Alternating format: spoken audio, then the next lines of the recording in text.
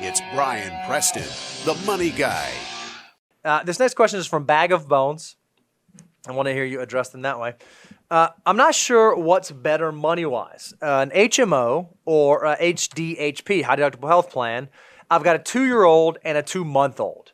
So it sounds like they're trying to decide between, I'm going to say, a subsidized, better coverage insurance or a less expensive but maybe less coverage high deductible health plan, and have young children. How do you decide which one makes sense? Yeah, I think you got to pull out a spreadsheet and start doing some math, and also researching how you use these resources and this benefit.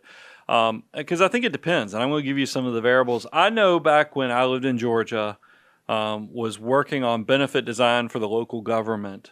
The HMO was pretty robust because there was a huge facility for that HMO provider in the community. And it was not hard for anybody who's part of that HMO to go to the doctor, get their prescription filled right there on site. It was a solid value add, and I know that when you have young toddlers, they get the sniffles, they fall down, they get cut. You're going to probably use your health insurance more with little kids than you are when you're in your mid-20s. You're in great cardiovascular health. You just don't get sick that much. So if that's the case, so that's the first thing is let's actually play, role play or think about scenarios that could happen with your financial and health.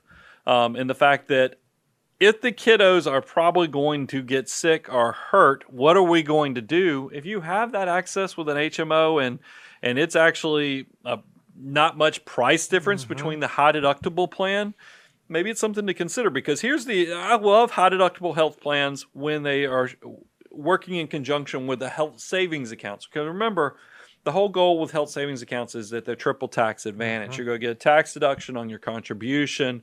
They're going to grow tax deferred while they're in the account. If you invest, if you're part of that 6% that actually turns a HSA into a tax growth opportunity, and then they're tax free if you actually use them for qualified medical expenses at some point.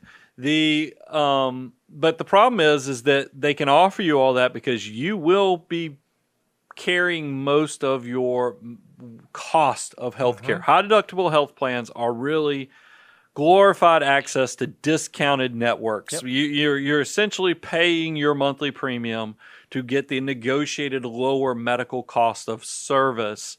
So if your kids are going to the doctor all the time, and you're likely to use it, you need to go figure out which doctor you're going to go see, what's a typical visit going to cost, and then lay those numbers side by side and see where do you fall? Yeah, I was going to say the same thing. It's a spread. In my mind, it's a spreadsheet. It's A plus B plus C. A is the difference in premiums that you'll save. B is the difference in visits that you'll pay, a $20 office visit versus a $200 office visit.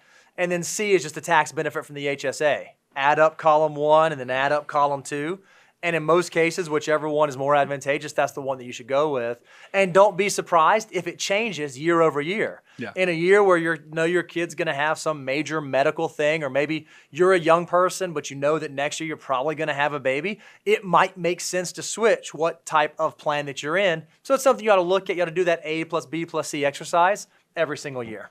By the way, that's not a bad. I think people get a little like, is that? Can I do that? Yes, if you are planning you can change absolutely your health insurance election based upon what you think's coming up. So pay attention when you're in open enrollment. I want you to kind of get the crystal ball out a little bit and try to figure out what plan ahead. What is the next 12 months going to hold for you and your family? Make decisions accordingly. It rewards planners versus those that just let life happen to them.